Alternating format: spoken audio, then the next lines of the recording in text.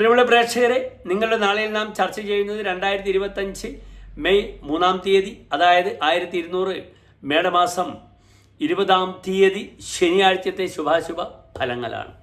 നാളെ തൃശ്ശൂരിൽ സൂര്യോദയം കാലത്ത് 6:09 അസ്തമയം വൈകിട്ട് 6:34 നാളത്തെ നക്ഷത്രം കാലത്ത് പുനർവസു പുണർദ നക്ഷത്രമാകുന്നു, ശനിയാഴ്ചയാകുന്നു.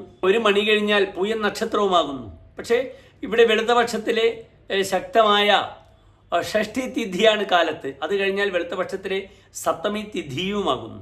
അതിനാൽ തിഥി വളരെ ബലമുണ്ട്. ദിനവും ശനിയാഴ്ചയാണ്. നാളത്തെ പ്രാർത്ഥനകൾക്ക് നിങ്ങൾക്ക് വളരെയധികം പ്രാധാന്യം നൽകാം. ശനിയാഴ്ചയാണ്.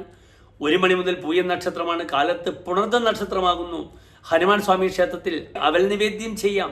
ശ്രീരാമസ്വാമിക്ക് തുളസിമാല പാൽപ്പായസം വഴിപാടായി സമർപ്പിക്കാം. അപ്രകാരം തന്നെ നിങ്ങൾക്ക് കാലത്ത് നെയ്വിളക്ക് അയ്യപ്പസ്വാമിക്ക് അല്ലെങ്കിൽ ഹനുമാൻ സ്വാമിക്ക് സമർപ്പിക്കാവുന്നതാണ്.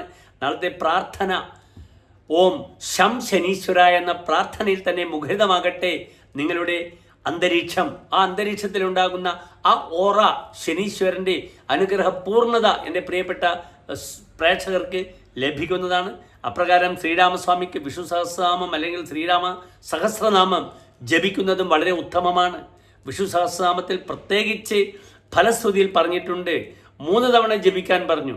ശ്രീരാമ രാമ രാമേതി രമേ രാമേ മനോരമേ സഹസ്രനാമ തത്തുല്യം രാമനാമ വരാനനെ. ശ്രീരാമ രാമ രാമേതി രമേ രാമേ മനോരമേ സഹസ്രനാമ തത്തുല്യം രാമനാമ വരാനനെ.